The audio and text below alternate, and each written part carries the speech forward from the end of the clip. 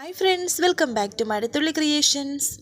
അവന്തിക പോയതോടെ അനഘയും ഒരു ബാഗുമായി ഇറങ്ങുകയാണ് ആ വീട്ടിൽ നിന്ന് പുറത്തേക്ക് പോകാൻ. എന്നാൽ ഹോളിലേക്ക് എത്തിയതും എല്ലാവരും അവിടെ തന്നെ ഉണ്ടായിരുന്നു. അവിടെയുള്ള എല്ലാവരും തന്നെ അനഘയെ തടയുന്നുണ്ട്. സന്ദീപ് പറയുന്നു, നീ ഞങ്ങളുടെ ഒരു കൂടപ്പിറപ്പ് തന്നെയാണ്, ഇത് നിന്റെ കുടുംബമാണ്, നിനക്ക് ഞങ്ങൾ എല്ലാവരും ഉണ്ടാകും എന്നൊക്കെ പറഞ്ഞ് സന്ദീപ് അനഘയെ സമാധാനിപ്പിക്കുന്നു. ഈ സമയം കുറേ നേരമായി അർച്ചനെ അവിടെ കാണാത്തത് കൊണ്ട് തന്നെ എല്ലായിടത്തും അർച്ചനയെ സച്ചി അന്വേഷിക്കുന്നുണ്ടായിരുന്നു. ഒടുവിൽ അവന്തികയുടെ മുറിയിൽ ബോധമില്ലാതെ കിടക്കുകയാണ് അർച്ചന. സച്ചി അർച്ചനയെ വിളിക്കുന്നത് അവിടെ നിന്ന് എല്ലാവരും കേൾക്കുന്നു. അങ്ങനെ എല്ലാവരും പെട്ടെന്ന് തന്നെ ആ മുറിയിലേക്ക് വരുന്നുണ്ട്. സച്ചി അർച്ചനയെ എടുത്തോണ്ട് പോകുന്നു. ടെൻഷനോടെ പോവുകയാണ് എല്ലാവരും. അങ്ങനെ അവര് അർച്ചനയെ ഹോസ്പിറ്റലിലേക്ക് കൊണ്ടുപോകുന്നു. ഇതേ സമയം റോഡിൽ കൂടി ബാഗുമായി പോവുകയാണ് അവന്തിക. റോഡിൽ കൂടി തന്നെ നടന്ന് ബാഗുമായി ഇങ്ങനെ വരുന്നു. അവിടെ ഒരു ബസ് സ്റ്റോപ്പിൽ ഇരിക്കുകയാണ് അവന്തിക. സേതു പറഞ്ഞ കാര്യങ്ങൾ അവന്തിക അവിടെ ഇരുന്ന് ഓർക്കുന്നു. അർച്ചന അവന്തികയുടെ കരണത്തടിച്ച കാര്യവും ഇപ്പോൾ അവന്തിക വളരെ ദേഷ്യത്തോടെ ഓർക്കുന്നു. പിന്നെ നന്ദൻ പറഞ്ഞ കാര്യവും ഓർക്കുന്നുണ്ട്. നന്ദൻ വളരെ ദേഷ്യത്തോടെ അവന്തികയെ പിടിച്ചു വലിച്ച് പുറത്തേക്ക് തള്ളിയ കാര്യവും ഓർക്കുന്നു. അങ്ങനെ ഓരോ കാര്യങ്ങളും അവന്തിക ദേഷ്യത്തോടെ ഇങ്ങനെ ഓർത്തിരിക്കുകയാണ്. ഇതേ സമയം അർച്ചനയെ ഹോസ്പിറ്റലിൽ കൊണ്ടുവന്നിരിക്കുകയാണ് നന്ദനും സച്ചിയും ആതിരയും കൂടി. അർച്ചനയ്ക്ക് എന്താണ് പറ്റിയതെന്ന് ആർക്കും മനസ്സിലായിട്ടില്ല. ഡോക്ടർ എവിടെയെന്ന് പറഞ്ഞ് ഡോക്ടറിന്റെ മുറിയിലേക്ക് ഓടിയെത്തിയിരിക്കുകയാണ് സച്ചി. നോക്കുമ്പോൾ അത് സന്ധ്യ ഡോക്ടറാണ്. സച്ചി, എന്താണ് പറ്റിയത് എന്ന് സന്ധ്യ ചോദിക്കുന്നു. എൻ്റെ അർച്ചനയെ രക്ഷിക്കണം, ഒന്ന് പെട്ടെന്ന് വാ എന്ന് പറഞ്ഞ് സച്ചി സന്ധ്യയെ വിളിച്ചു കൊണ്ടുവരുന്നുണ്ട്. നന്ദനും അവിടെ ഉണ്ടായിരുന്നു. എന്താ നന്ദ സംഭവിച്ചത് എന്ന് സന്ധ്യ നന്ദനോട് ചോദിക്കുന്നു. അത് മുറിയിലേക്ക് ഞങ്ങൾ ചെന്നപ്പോൾ ബ്ലഡൊക്കെ വീണിട്ടുണ്ടായിരുന്നു, അവളെ നിലത്ത് വീണ് കിടക്കായിരുന്നു. ഡോക്ടർ ഒന്ന് നോക്കാമോ, എന്താ സംഭവിച്ചതെന്ന് അറിയില്ല എന്നൊക്കെ സച്ചി വെപ്രാളത്തോടെ പറയുന്നുണ്ട്. ഡോക്ടർ അർച്ചനയെ പരിശോധിക്കുന്നു. പെട്ടെന്ന് തന്നെ മറ്റൊരു ഡോക്ടറെയും വിളിക്കുന്നുണ്ട്. സന്ധ്യ അർച്ചനയെ പരിശോധിച്ചു കൊണ്ടിരിക്കുന്നു. പൾസാണെങ്കിൽ കിട്ടുന്നില്ല. എല്ലാവരും വളരെ ടെൻഷനോടെ നിൽക്കുന്നു. പൊട്ടിക്കരയുകയാണ് സച്ചി. വളരെ ദയനീയമായി സന്ധ്യ സച്ചിയെ നോക്കുന്നുണ്ട്. ഇതേസമയം അവന്തികയെ കാണിക്കുന്നു. അർച്ചനെ ഉപദ്രവിച്ച കാര്യം അവന്തിക അവിടെ വളരെ സന്തോഷത്തോടെ ഇരുന്ന് ഓർക്കുന്നുണ്ട്. അവന്തിക അനഘയെ വിളിച്ചു. ആ സമയം ധനുഷ് ഉണ്ടായിരുന്നു അനഘയുടെ അടുത്ത്. അനഘ ഫോൺ കട്ട് ചെയ്തപ്പോൾ വീണ്ടും അവന്തിക വിളിക്കുന്നുണ്ട്. അനഘ ദേഷ്യത്തോടെ ആ ഫോൺ ധനുഷിന്റെ കയ്യിലേക്ക് കൊടുക്കുന്നു. അവന്തികയോ എടുക്ക് എന്ന് ധനുഷ് അനഘയോട് പറയുന്നു. അങ്ങനെ അനഘ ഫോൺ എടുത്തു. നിങ്ങൾക്ക് എന്താ വേണ്ടത് എന്ന് ദേഷ്യത്തോടെ അനഘ ചോദിക്കുമ്പോൾ അവന്തിക പറയുന്നു, അവളും കുഞ്ഞും ചത്തോ എന്ന്. നിങ്ങൾ എന്താ അർച്ചന എടുത്തേ ചെയ്തത് എന്ന് അനഘ ചോദിക്കുന്നുണ്ട്. അവൾക്ക് വേണ്ടത് കൊടുത്തിട്ട് തന്നെയാണ് ഞാൻ ഇങ്ങോട്ട് പോന്നത്, അവളും കുഞ്ഞും ഈ ഭൂമിയിൽ ജീവിച്ചിരിക്കില്ല എന്ന് അവന്തിക പറയുമ്പോൾ അനഘ പറയുന്നുണ്ട്, നിങ്ങളൊരു മനുഷ്യ സ്ത്രീയാണോ?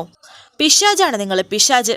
ഇനി മേലാൽ നിങ്ങൾ എന്നെ വിളിക്കരുത്. ഞാനും നിങ്ങളും തമ്മിൽ യാതൊരു ബന്ധവുമില്ല. അർച്ചന എടുത്തേക്ക് എന്തെങ്കിലും സംഭവിച്ചാലുണ്ടല്ലോ നിങ്ങളെ പിന്നെ ഈ ഭൂമിയിൽ വെച്ചേക്കില്ല എന്ന് പറഞ്ഞ് വളരെ ദേഷ്യത്തോടെ അനഘ ഫോൺ വെച്ചു. ചിരിച്ചുകൊണ്ടിരിക്കുകയാണ് അവന്തിക. അവന്തികയ്ക്ക് ആ വീട്ടിൽ നിന്ന് ഇറങ്ങേണ്ടി വന്നാലും ചെറിയൊരു സന്തോഷമുണ്ട്. അവന്തിക ഓർക്കുന്നു, കൂടപ്പിറപ്പായാലും ശത്രു ആയാൽ പിന്നെ അവളെയാണ് ആദ്യം തീർക്കേണ്ടത്. ഈ സമയത്ത് അവന്തിക അവിടെ ഇരിക്കുകയായിരുന്നല്ലോ. അവന്തികയുടെ അരികിലേക്ക് ഒരാൾ വന്നിട്ട് ചോദിക്കുന്നു, നെല്ലിശ്ശേരിയിലെ കുഞ്ഞല്ലേ എന്ന്.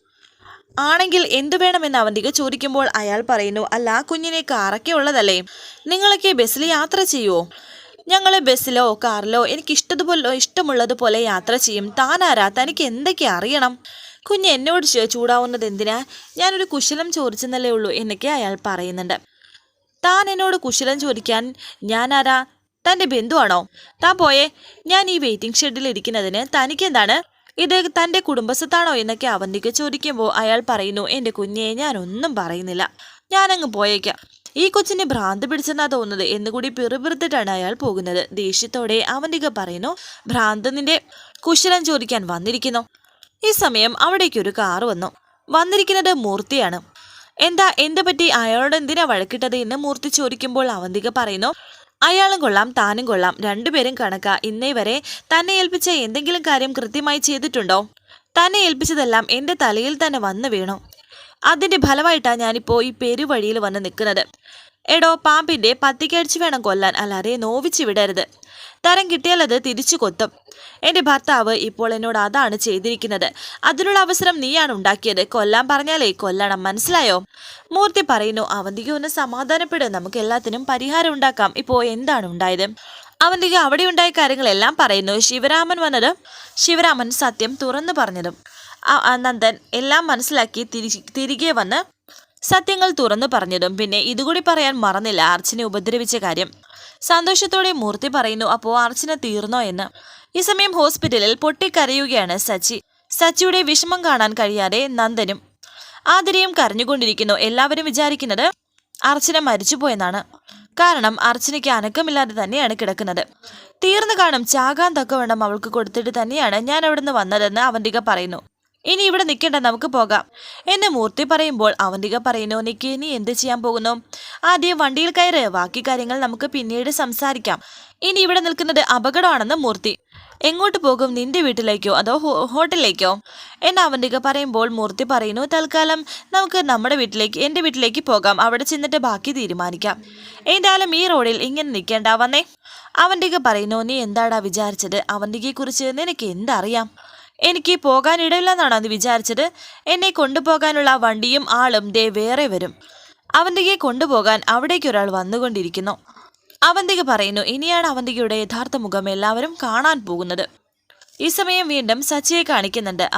സച്ചിയും മാതിരിയും കരഞ്ഞുകൊണ്ട് നിൽക്കുന്നു. സന്ധ്യേച്ചി, അവൾക്ക് ബോധം തെളിഞ്ഞോ? എങ്ങനെയുണ്ട്? കുഴപ്പമൊന്നുമില്ലല്ലോ അല്ലേ? കുഴപ്പമൊന്നും ഉണ്ടാവില്ല അല്ലേ എന്നൊക്കെ സച്ചി ചോദിക്കുന്നുണ്ട്. എന്താ ഒന്നും പറയാത്തത് എന്നൊക്കെ ചോദിക്കുന്നു. സന്ധ്യ ഒന്നും മിണ്ടുന്നില്ല. സന്ധ്യ, അർച്ചനയുടെ ഇപ്പോഴത്തെ അവസ്ഥ എന്താണെന്ന് ചോദിക്കുന്നുണ്ട് നന്ദൻ. വേറെ ഏതെങ്കിലും ഹോസ്പിറ്റലിൽ കൊണ്ടുപോകണമെങ്കിൽ പോകാം എന്നെ നന്ദൻ പറയുമ്പോൾ സന്ധ്യ പറയുന്നുണ്ട്, ഇനി എങ്ങോട്ട് കൊണ്ടുപോയിട്ടും കാര്യമില്ല. ഇവിടെ ചെയ്യാൻ കഴിയുന്നത് മാത്രമേ എല്ലായിടത്തും ചെയ്യാൻ കഴിയൂ. ഞാനൊരു കാര്യം പറഞ്ഞാൽ നിങ്ങൾ സമാധാനത്തോടെ കേൾക്കണം. എന്തും സഹിക്കാനുള്ള ശക്തി ഉണ്ടായേ പറ്റൂ. ഇനി ഞാൻ പറയുന്നത് കേട്ട് ആരും ബഹളം വെക്കരുത്. ഇത് കേട്ട് എല്ലാവരും ടെൻഷനോടെ നിൽക്കുകയാണ്. വരാനിരിക്കുന്ന പുതുപുത്തൻ എപ്പിസോഡുമായി വീണ്ടും കാണാം. Thank you for watching. Please subscribe, like, share my channel.